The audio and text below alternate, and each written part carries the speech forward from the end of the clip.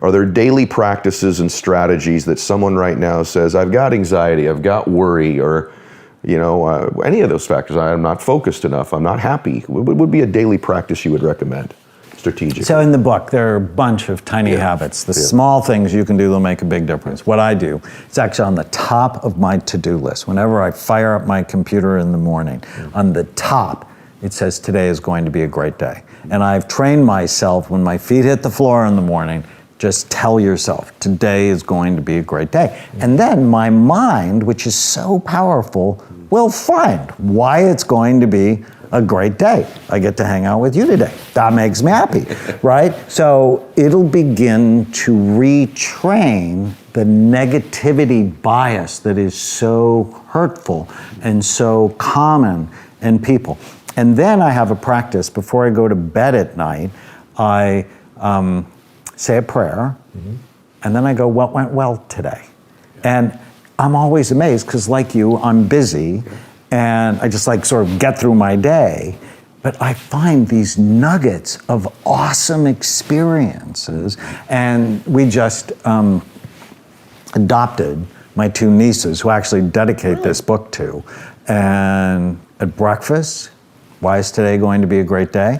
At dinner, what went well today? I mean, I want to know what went wrong and what we can do differently, but I want to train your mind to look for what's right, because from an evolutionary standpoint, we already look for what's wrong. Right. Survival mode. And you need to know, right, that don't worry, be happy people die the earliest, but I want to train away the negativity bias to help you be in a happier place.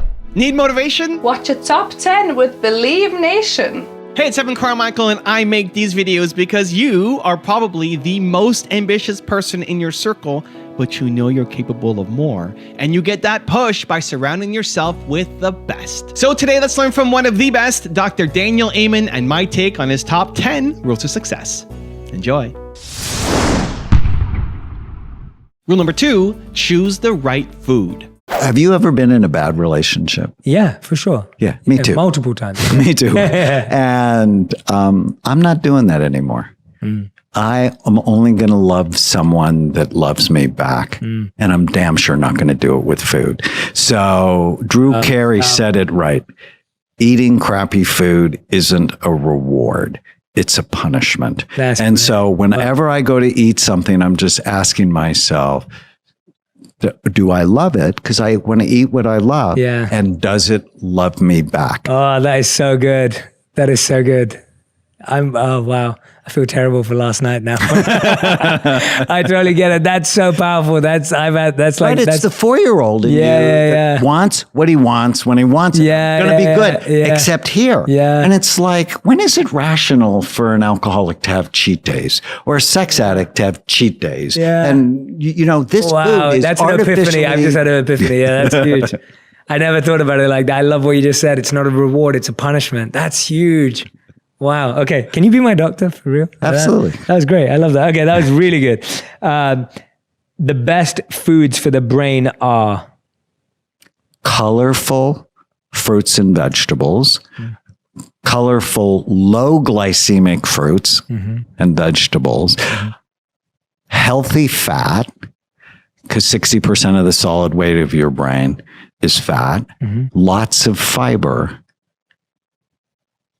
and high quality protein. And water your brain, because 80% of it is water. Rule number 3, get consistent sleep. Give me your thoughts about sleep. How important is it? How impactful is it on our mental health and also on preventing dementia and memory loss? So in Feel Better Fast and Memory Rescue, I talk about this one idea. If you want to keep your brain healthy or rescue it if it's headed to the dark place, you have to prevent or treat the 11 major risk factors. And I have a mnemonic I love called Bright Minds. And so B is for blood flow, and R is retirement and aging, and I is inflammation, and the S is sleep. Because what I've seen is people who get less than 7 hours of sleep at night have lower overall blood flow to their brain, which means more bad decisions.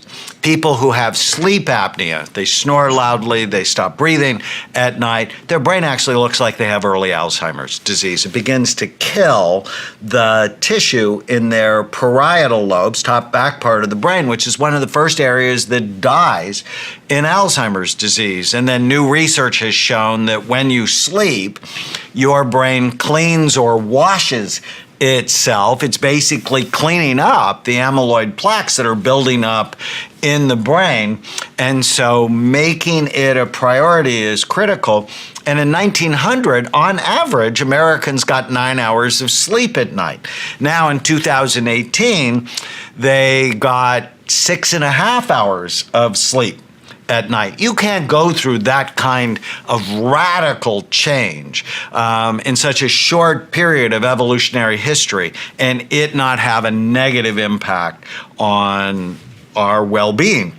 Children who average 1 less hour of sleep at night have a higher incidence of suicide. So we need to be more thoughtful and make sleep a priority in our lives. Rule number 4, detoxify your body. Water, fiber, absolutely essential to help detoxify your body. I'm a huge fan of N-acetylcysteine. And if you actually look at the studies, N-acetylcysteine is fascinating. It's what they use to help people have Tylenol overdoses, to help the liver. But it's also got multiple studies showing it improves resistant depression. It helps with cocaine addictions, with marijuana addictions, with alcohol, and compulsive gambling, which I just think is really fascinating. And then the skin and sweating really helps. And in Memory Rescue, I talk about a study from Finland where people who took the most saunas had 2/3 lower risk of Alzheimer's disease. And I think it's because they're helping to detoxify someone's body. And so the more saunas you can do, odds are that's better for you, at least if we believe this research. Do hot tubs probably do the same thing? No. Why not? It's the sweating that really helps activate it. And the infrared saunas penetrate deeper than just hot water. And my sense is it's not just being in hot water. It's activating your sweat gland activity as much as you can where you don't feel dizzy or tired or nauseous. Got it. Yeah, I definitely use my infrared sauna on occasion, but for some reason, I'm one of those guys who can sit there in it on full blast for an hour and it's 150 degrees, and a half hour in, I'll start sweating. But my tolerance for it is much higher than most other people. So it takes a long time for me to get benefits from an infrared sauna, at least that kind of benefit. You know, it's true for some people, but after 7 or 8 sessions, it actually, your sweat gland activity will likely increase. So it's almost like you have to prime it to work over time. Also, to make sure you're actually taking action after watching this video, I've designed a special free worksheet just for this video. The worksheet will highlight all of the lessons learned in this video, as well as pull out our 3 favorite learnings and quotes that will inspire you to actually do something. The worksheet will also give you space to write down what your key takeaways are and your specific plan of action to make sure you're getting results. If you want the worksheet designed specifically for this video, absolutely for free, there's a link in the description below. Go click on it and start building the momentum in your life and your business. I'll see you there. Rule number 5, delay gratification. There's another study I came across a while back that said that they were 3 times more likely to be diagnosed with senile cognitive dementia later in life. This was actually just around people who are overall extreme cynics, kind of the glass is half empty everywhere. Do you think that there's a correlation with senile cognitive dementia? We already talked a little bit about Alzheimer's, but some of the other basically diseases of aging and these brain states that you can pick up when you're 20 or even when you're 9. Like, can you see these brain states and say, oh, someone with that disorder is likely to end up here 60 years later? Well, you probably know about the marshmallow test in 4-year-olds. They did it at Stanford. It's if I give you can have this marshmallow. So that's what they did with 4-year-olds. You can have this marshmallow now, or if you wait a few minutes, I'll give you 2. So it's a frontal lobe function, right? Your ability to delay gratification and think ahead. The ones who are able to delay gratification had significantly more successful lives. 30, 40, 50 years later. There's another study at Stanford where Lewis Terman evaluated 1,548 10-year-old children in 1921. And then researchers followed them for the next 90 years, looking at what went with success, health, and longevity. And it was just fascinating because it wasn't happiness or a lack of worry. In fact, the don't worry, be happy people died the earliest from accidents and preventable illnesses. The people who lived the longest were the conscientious ones. You said you were going to show up, and you show up consistently, reliably, predictably. You lived longer than everyone else. Rule number 6, learn new things. For the one, if I had to pick one thing, it would make sure you're learning new things every day. It's keeping your mind engaged and not on things. So, both you and I work in high level professions, but it's not doing the same thing over and over and over, because when you learn to do something, whether it's internet marketing or speaking, well, your brain figures out how to do it. And over time, it uses less and less energy to do it. So it's picking up a new instrument or a new language, or it's doing something in a new and different way that is so important. So this means that playing video games only works if you're constantly switching to a new one that's challenging versus playing the same one over and over and over? Correct. Tetris can only work so long. Rule number 7, take care of your blood vessels. Many years ago, I realized, because SPECT is a blood flow study, it looks at blood flow and activity, and the number 1 brain imaging predictor of Alzheimer's disease is low blood flow to your brain. So whatever is good for your heart is good for your brain. And whatever is bad for your heart is bad for your brain. So taking care of your blood vessels is actually one of the most important things you can do for your brain. Rule number 8, have passion at work. You never love anybody like your first love. It's very special. Of course, and then until you marry them. And then you realize that your memory wasn't quite as good as you thought it was. 2 months after we got married, she tried to kill herself. And I'm frightened and horrified and bring her to the chief of the Department of Psychiatry at Oral Roberts University. And I fell in love with him. Why? Because I realized that if he helped her, which he did, it would not only help her, it would help me, and it would help our children, and subsequently even our grandchildren. So I fell in love with psychiatry because I realized it was a very special profession that had the ability to change generations of people. So I'm passionate about what I do. So if we fast forward to 1991, I go to my first lecture on brain SPECT imaging. SPECT is a nuclear medicine study that looks at blood flow and metabolism. Dr. Jack Paldi, he's the one that gave the lecture. He said that SPECT is a tool to help psychiatrists get more information on their patients so they can make better decisions. And I'm sort of excited about that because in that one lecture, my 2 professional loves, which was imaging and psychiatry, came together, and quite honestly, revolutionized my life.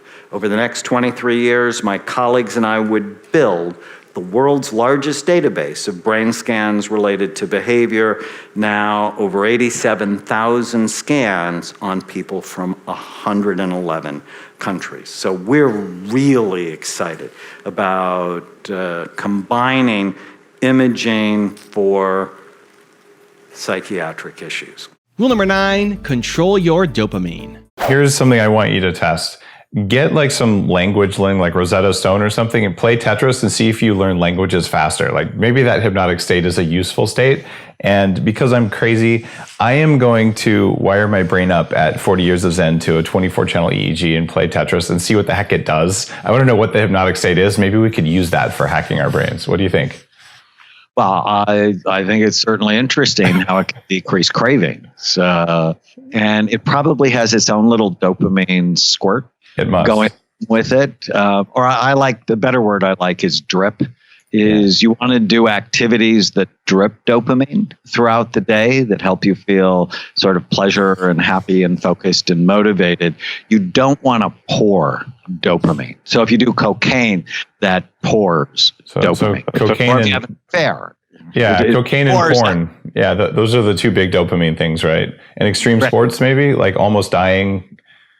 What are extreme sports clearly would do it as well, and sometimes video games will do as well, especially if you're like murdering 250 people in 3 minutes. That it is pouring dopamine, and the problem with pouring dopamine, or if you get a big sugar burst pours dopamine as well. They've actually found people who are overweight have dulled activity in the nucleus accumbens, the pleasure centers where dopamine acts. I always think that's interesting. That's why you want to avoid cheesecake or donuts, because they actually are physically wearing out your pleasure centers. So you have to be careful with it. Better to drip dopamine than to pour it. And rule number 10, the last one before some very special bonus clips, is do what you love. Do you want to be respectful of your time? The last question I ask all my guests is, what is your secret to profiting in life? In 1986, I wrote a book called The Sabotage Factor, all the ways we mess ourselves up from getting what we want. And the number one hallmark of self-defeating behavior is blaming other people for how your life turns out. So I take responsibility, and responsibility is never blame. It's just my ability to respond to whatever situation comes my way. So it starts with that, and then it goes to, what do you want? Clarity, clearly defining what you want: relationships, work, money, physical, emotional, spiritual health. I have an exercise called the one-page miracle. Write it out, and write what you want, not what you don't want, right? Focus on negativity will bring more negativity in your life. I think if I had to go, so why have I been successful? Because I'm responsible and I have clarity. And I stopped caring what other people think of me. There's a rule I love called the 18-40-60 rule that says when you're 18, you worry about what everybody's thinking of you. When you're 40, you don't give a damn what anybody thinks about you. And when you're 60, you realize nobody has been thinking about you at all. People spend their days worrying and thinking about themselves, not you. So do what makes you happy, as long as you can support your family.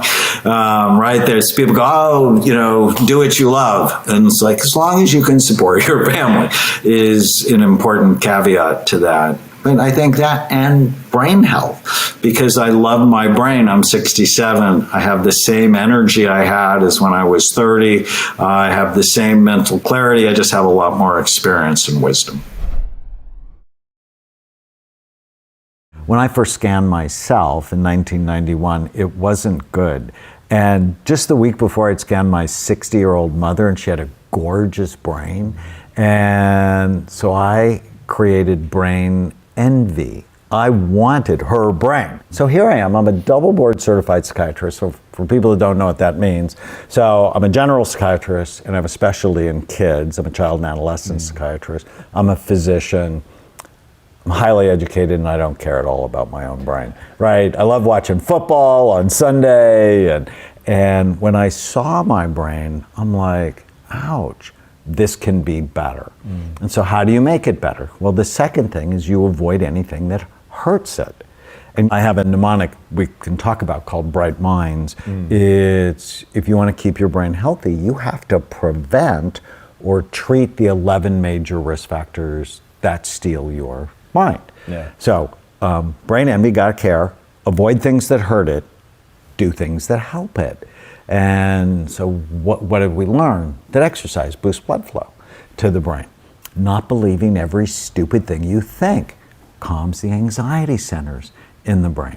Things like omega-3 fatty acids get your gut right, because your gut makes most of the neurotransmitters in your body. Well, the little tiny habit for brain health is before you go to make any decision, you ask yourself, is this good for my brain or bad for it? And if you love yourself, because it's never about should. As soon as you think you should do something, you won't do it, just because we're all 4 years old in our head and rebellious. It's, you answer the question in a positive way because you love yourself, because you love yourself, your wife, your life, your mission. That's why you do the right thing. Because too often people go, oh, well, I can't have this and I can't have that. And as soon as you get into that deprivation. Tech companies continue to create addictive gadgets that steal our attention and distract us from our loved ones. Microsoft just published a study that said the human attention span is now 8 seconds. A goldfish is 9 seconds. This is evolution going the wrong way. A study in the Harvard Business Review said that only 10% of managers have both focus and energy. It's a war.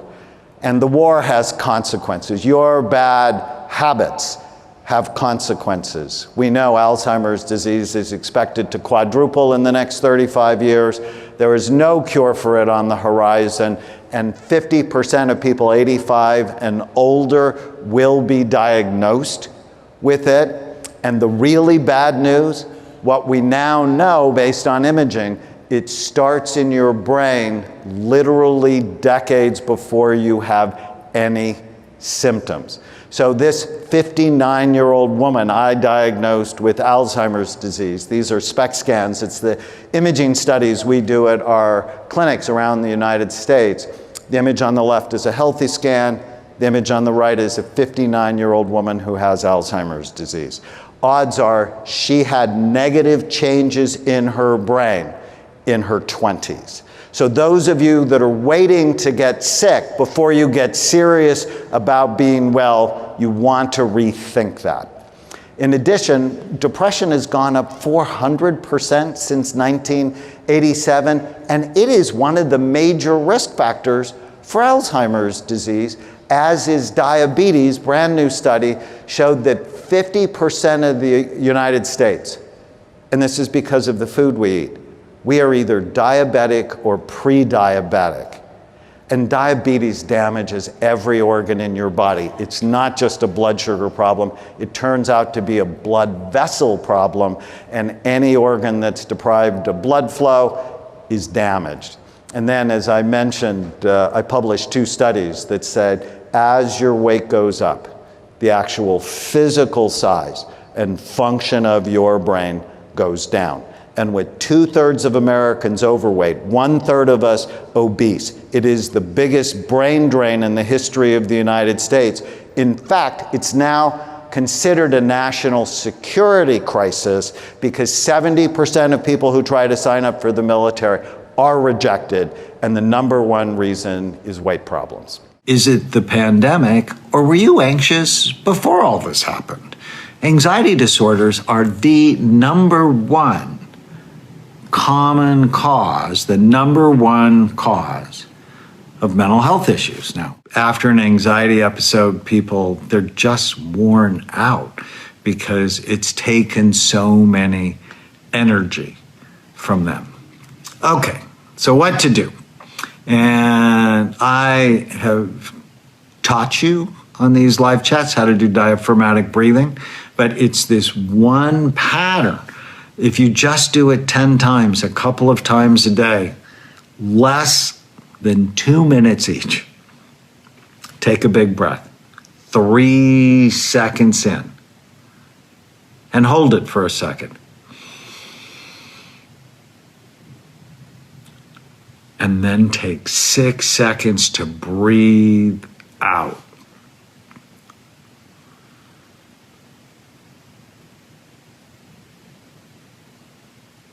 And then hold it out for a second. And then repeat that 10 times, less than 2 minutes. It triggers the opposite of a sympathetic fight or flight response. It triggers something called a parasympathetic response. You do that 10 times, you will feel so much better. And then as you're breathing, I want you to think about what you're really thinking about. I call them ants, automatic negative thoughts. These are the thoughts that come into your brain automatically and ruin your day. Automatic negative thoughts, ants. During a pandemic, you get infested. And the ants link, stack, and then they attack. And while you're breathing, I just want you to what am I thinking about? And then when you're done, write them down. And then kill them. Here are 2 SPECT scans, healthy on the left. So SPECT looks at blood flow and activity, looks at how your brain works. MRI and CT, they look at structure, SPECT, PET, functional MRI, quantitative EEG, they look at function. And quite frankly, most mental health issues are functional, they're not structural. Here's someone who had a stroke. Now, she actually came to the hospital because she was depressed, and her neurological exam was normal, but you can see a quarter of her brain is missing, it's dying. This is what Alzheimer's disease looks like. You can see where the back half of the brain is deteriorating. And the scary thing about Alzheimer's is it starts in your brain decades before you have any symptoms. So those of you that are young, that are sort of waiting till you're older to get healthy, you might want to rethink that because you don't want your brain deteriorating at any age. Whenever I see someone, so if you came to see me, I'm always thinking about the 4 circles of your life. So I'm thinking about your biology. So with anxiety, my first thought is areas in your emotional brain just are working too hard. And so it's driving that anxiety. So what's the biology? What's the psychology, which is how do you think, and the environment that you grew up in? What's the social circle? Because if you're around a lot of irritated, angry, negative people, you're more likely to be anxious. And what's the spiritual circle? Why do you care? Why you're on the planet? What's your deepest sense of meaning and purpose? So I'm always thinking biopsychosocial, spiritual, and that way I end up helping whole people, not just, oh, you're anxious, take Xanax, because that's the quick answer. That if you go to Kaiser, for example, and I just hired a doctor from Kaiser and he saw 25 patients a day. So the 25 patient a day answer is Xanax, is let me give you a benzo. And the problem with it is once you start it, it's insidious. It changes your brain to need it in order to feel normal. And so I'm like, so how else can we quell your anxiety? So there's some simple supplements like GABA, or one of my favorites, magnesium, that can be really helpful. But the psychological one, there was one day I was at work and I saw 4 suicidal patients, and that's hard for me. And then I saw 2 couples who hated each other and 2 teenagers who ran away from home. And so at the end of the day, I was worn out, and I came home to an ant infestation in my house. And I'm cleaning up thousands of ants, and I'm like, and then it just hit me, ant. Automatic negative thoughts. My patients are infested. And the next day, I went to work with a can of ant spray. And I put it on my coffee table. And I'm like, we need to help you get rid of these things that are infesting your mind. And they liked that. It was just something they could grab onto. So here's the exercise. Whenever you feel sad or mad or nervous or out of control, I just want you to write down what you're thinking.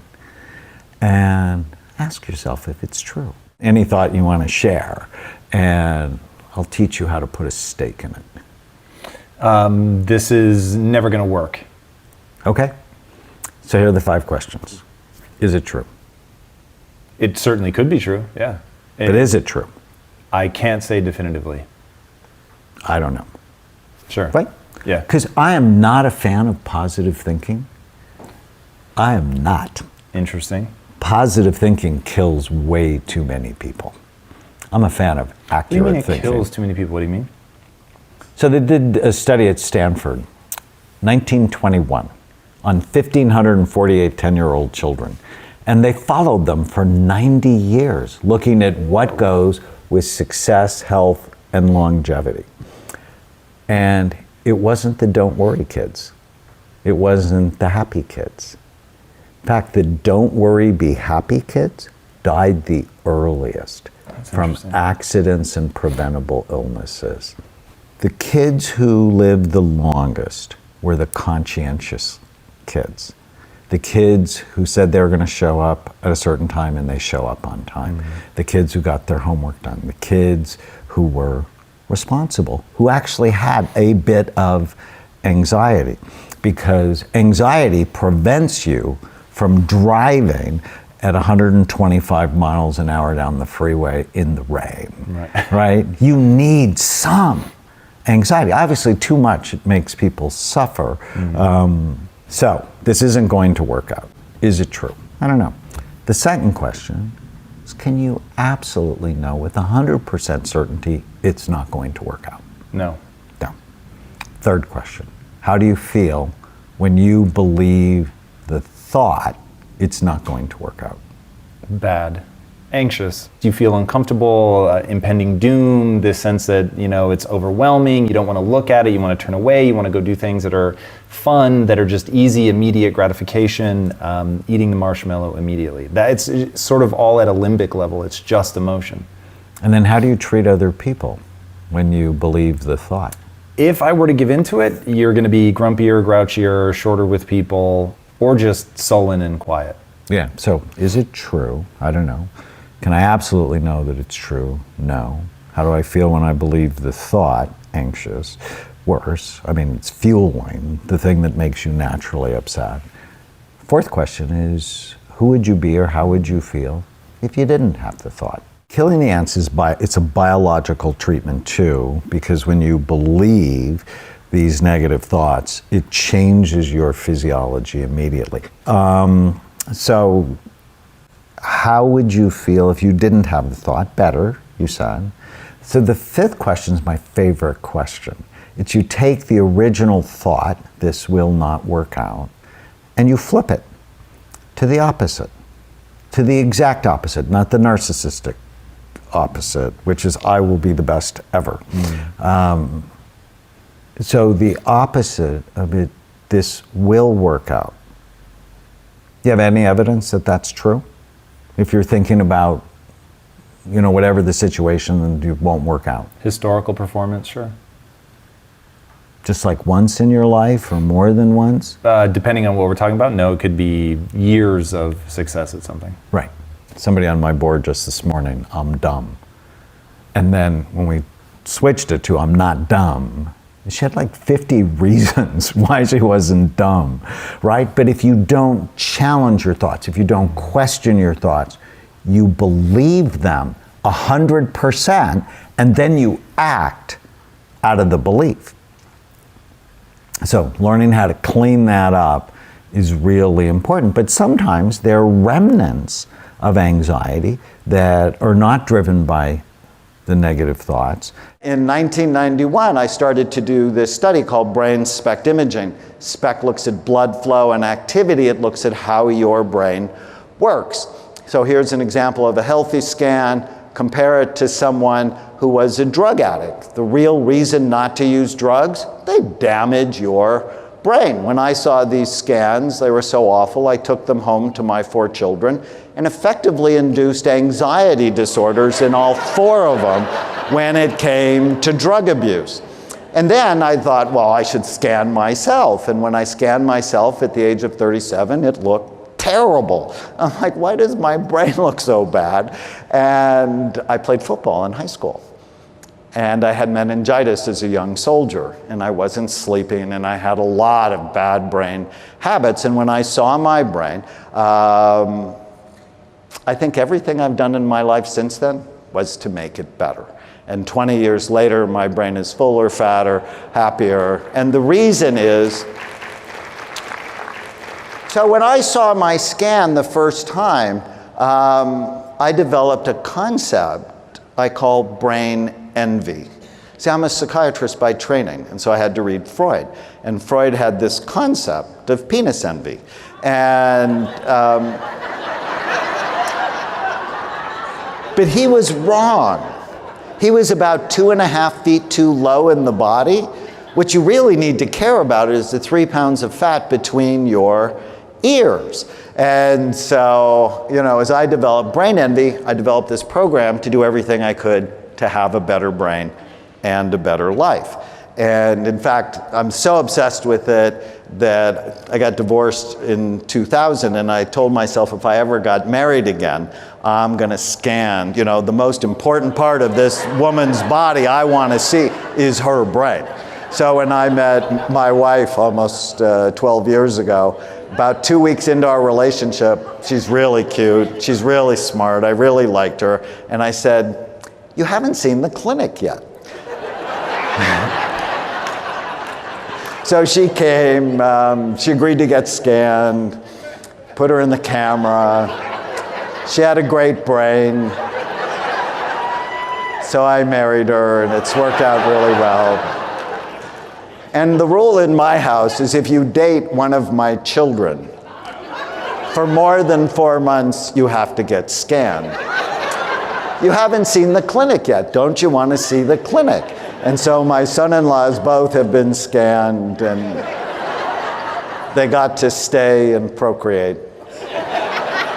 So the imaging tells us if a brain is healthy, if it's aging too fast, if you have something like Alzheimer's disease brewing in your brain, if it's been injured, if it works too hard or not hard enough.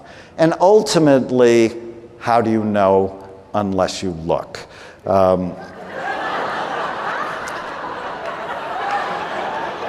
So I've been trying to change the profession by, you know, psychiatry by, come on, you have to look. If you don't look, you don't know. Stop lying about it. Imaging actually completely changed the discussion around mental health for me.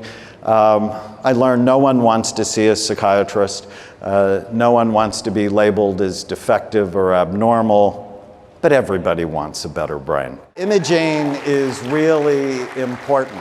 When people focus on negativity, their memory goes to hell. Oh, isn't that that's interesting? So if you focus on what you love about your life, your brain actually works better. Wait, I can't than watch if you the news anymore? Oh my goodness. I can't This is scream like at the a TV whole in the issue morning. between us. And the news, you know, I call CNN the crisis news network. They know that people pay attention to fearful thoughts then I'll just watch more Fox. than they pay attention to healthy thoughts or happy thoughts, because our brain, because of evolution, is wired to pay attention to what might hurt you, what might scare you. And the news actually knows that. And so you will see 9 out of 10 stories to be awful and negative, and somebody's That's how they being get their ratings. beheaded and so on. So, but if you keep that on and you keep focused on those negative thoughts, you're going to be anxious, stressed, and depressed. 1994, the NFL formed its concussion committee. But they never sponsored a brain imaging study on players. Instead, they studied rats. They put little tiny helmets on rats. And they whacked them in the head repeatedly with these 50 to 100 gram pellets. Boom, boom, boom. And then they would throw them down laundry chutes. I mean, they were just brutal. And Roger Goodell was in front of Congress in 2009. He said the NFL didn't know if playing football caused long-term brain damage. They were studying the issue. So not really, they were kidding. When he said that, Maxine Waters, the congresswoman from Los Angeles, said, Commissioner, acting like you're studying traumatic brain injury in football is a conflict of interest. You're like the tobacco companies saying you're studying lung cancer.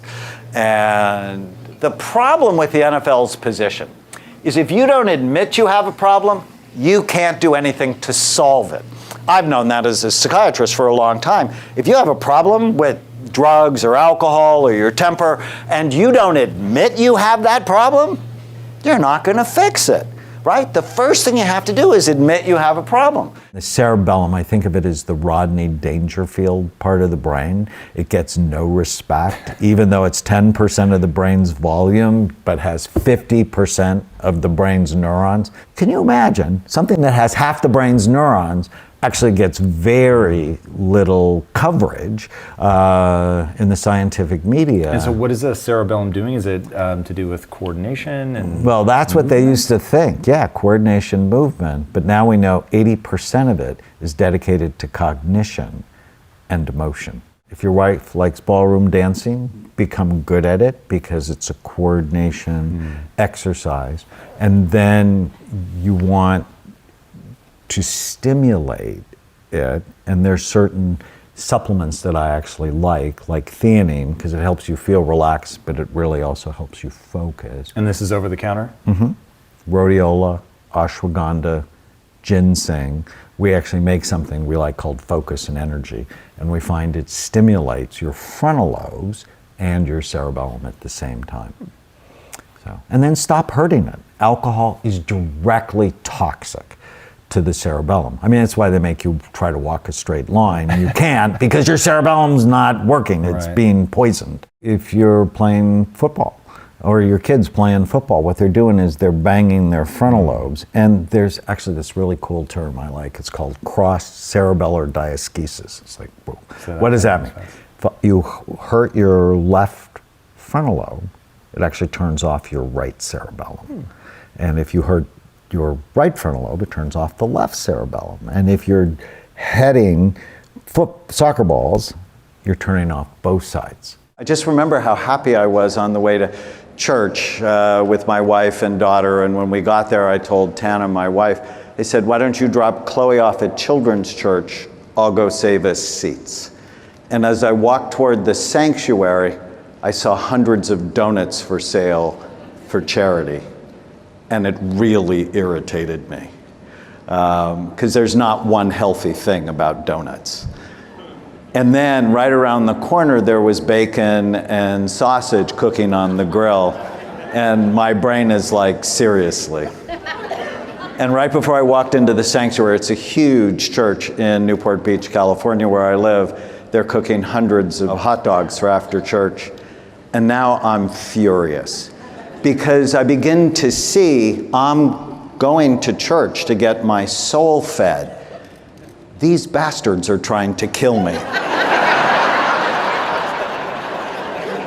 And then as I sat down, the minister started talking about the ice cream festival they had the night before. And now I'm psychotic. I'm so angry that when my wife finds me in church, I'm typing on my phone, and she hates this thing. She thinks of it as the other woman. And she gave me that look, you know, that only your wife can give you, like, why the hell are you on that thing in church? Don't you know you're going to hell? And so I showed her what I was typing. Go to church and get donuts, bacon, sausage, hot dogs, ice cream. They have no idea they are sending people to heaven early. Save them, then kill them. This is not the plan. And that Sunday, I have no idea what the minister said. I prayed that God would use me to change the culture of food at church. And you'll see throughout this 20 minutes together, I have an attitude problem. And during the prayer, I'm like, this is just the dumbest prayer you've ever prayed. How would that ever happen? You're a psychiatrist, you do imaging, you're trying to change your profession by actually adding medical information rather than diagnosing, you know, mental health issues based on symptom clusters. That sounds stupid. But during the prayer, I just talked back to my attitudinal self and I said, I don't care, it's my prayer. This is wrong. And so what I want to tell you is intention matters. 2 weeks later, no lie, it's exactly how it happened. Pastor Rick Warren from Saddleback Church called me and he said, Dr. Amen, I'm fat. My church is fat. Will you help me? And I'm like, you had me from hello. Together with my friend Mark Hyman, we created a health program for Saddleback Church called the Daniel Plan. It's a church-based healthcare initiative based on 5 pillars: faith, why do you care, food, fitness, focus, which we'll talk about today, which is brain health, and friends. You get sick together, just as you saw at church, or you get better together.